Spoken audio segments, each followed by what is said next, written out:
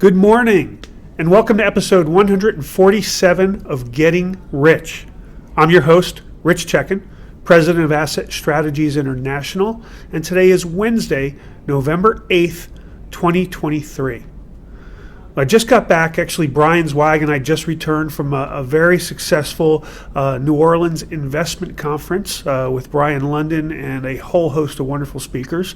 And as has been the case for the past year and a half, I received a ton of questions, and really two questions come to mind over and over again over the past 2 years. So I'm going to switch things up this week and next week. Instead of giving you prices and current figures and what's going on in the marketplaces, I'm basically just going to handle these two questions. The first one, and really it's the same question, but different years. So the first question is, last year, why wasn't gold doing its job?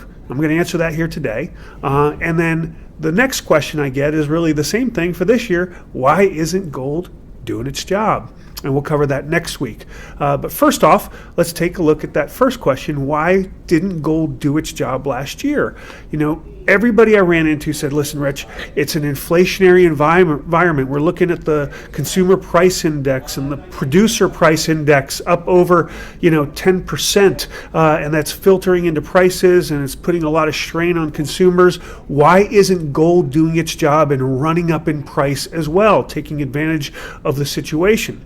And the important thing to understand here is, yes, producer price inflation has led to consumer price inflation. There's no question in 2022 we saw higher numbers than we've seen since the 70s.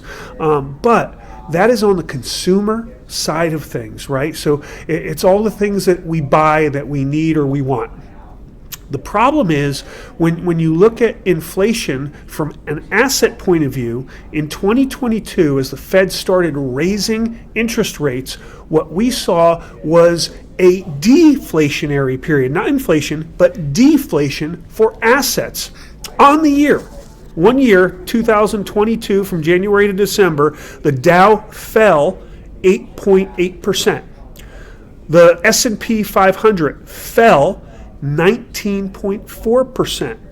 The NASDAQ fell 33.1%. And Bitcoin, if you want to throw that in the mix, fell 64.1%. What did gold and silver do?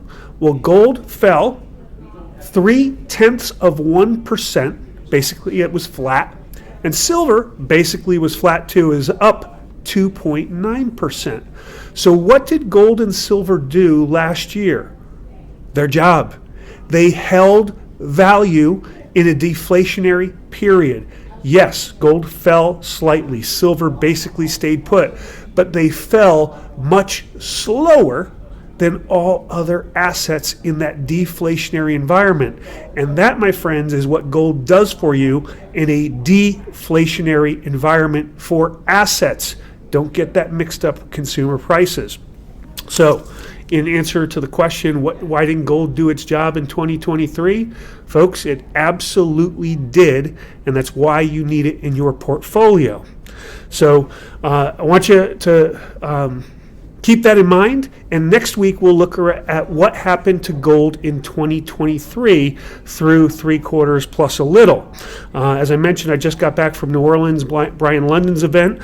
Looking forward to our upcoming fourth quarter webinar with myself and Adrian Day.